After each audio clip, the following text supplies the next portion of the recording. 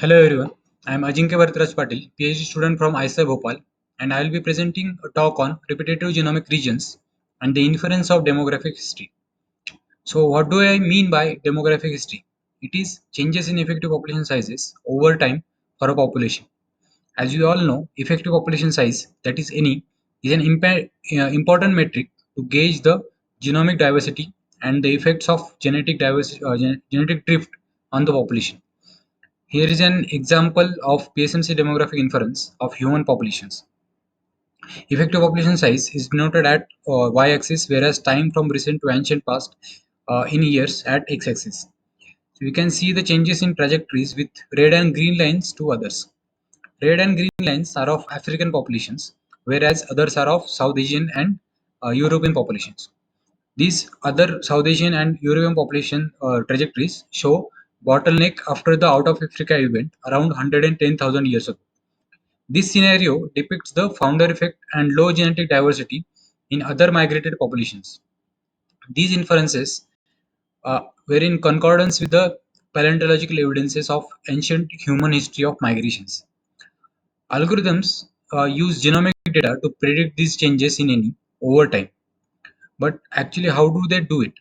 So the basic behind this algorithm is the coalescent theory, in which if we sample haplotypes from present generation and trace their common ancestor back in time, we get the time to most recent common ancestor, that is TMRC, from calculating their probabilities. So these tracing of genealogical relationships for a loci, we get a gene genealogy. If for a stage of a DNA, it takes longer time to common ancestor, then that loci has more genetic diversity and small coalescence rate. Hence, it has high NE compared to this second genealogy, in which we can see it is coalescing quickly. That means it has less genetic diversity and high coalescence rate. Therefore, it has small NE, and we see this as a bottleneck across time. Likewise, such estimations are recorded from all the independent loci across genome. But how do we know or decide which loci from the genome are contributing to a particular time point? That is, which genomic sequences will be used for predictions from recent time or ancient time or vice versa. For this, algorithm uses the information stored in genome in terms of recombination events. Let's say this is a continuous stage of a chromosome is separated by a recombination event at some point. So these sequences will differ in their amount of genetic diversity distributed across their length, due to which the genealogical relationships would be different for these sequences. Likewise, the algorithm identifies these DNA sequences with independent histories of recombination, and then depending on the heterozygosity and lengths, they are distributed to the bins of times called as atomic intervals. Atomic intervals acts as bins because DNA sequences with particular heterozygosity profile across the genomes are stored in them, and then these together give the estimation of any for that time point. And that's how this algorithm is able to infer past demographic history from a deployed genomic data. So the first program to effectively apply this algorithm was PSMC back in 2011. And after that, it has been used for diverse eukaryotic diploid organisms across the tree of life.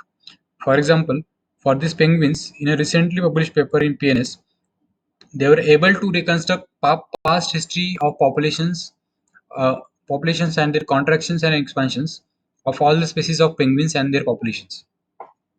This was possible because the PSMC can be used on a single diploid genome where population level datasets are deficient. These PSMC estimates are sensitive to different factors such as coverages of sequencing datasets, ascertainment bias of sampling, artifactual variants, and sequences with higher mutation rates. To overcome all these artifacts, people try to impose hard filters and get rid of ambiguities. Likewise, repetitive elements are also considered to throw in multiple wrong SNPs and hence are removed from the analysis.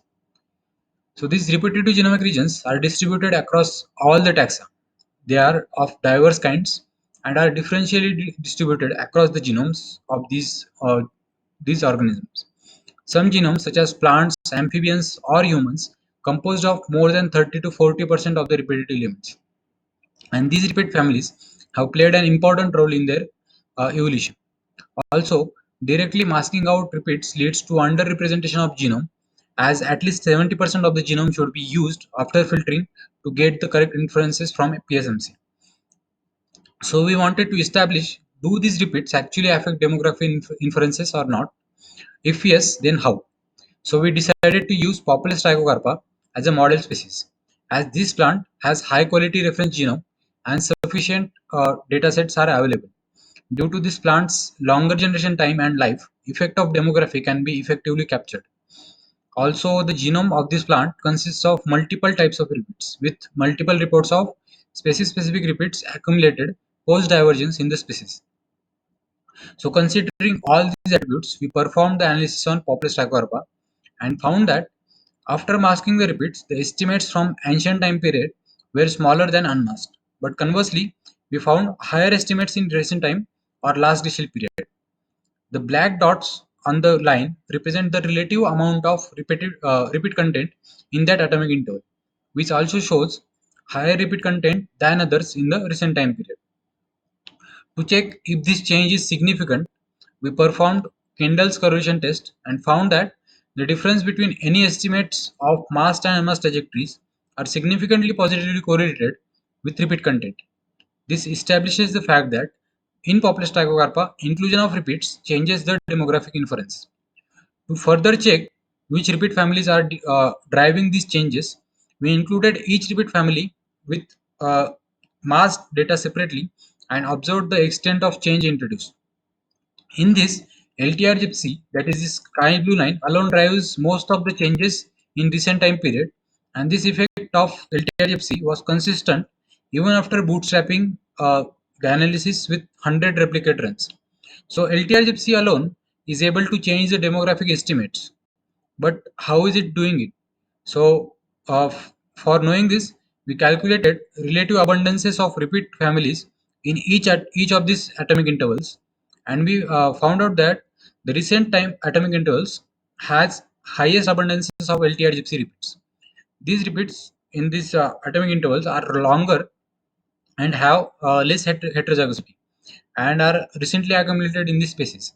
So, due to recent accumulation of LTR gypsy, and these changes are driven in the estimates of any. But do these repeats affect other species too?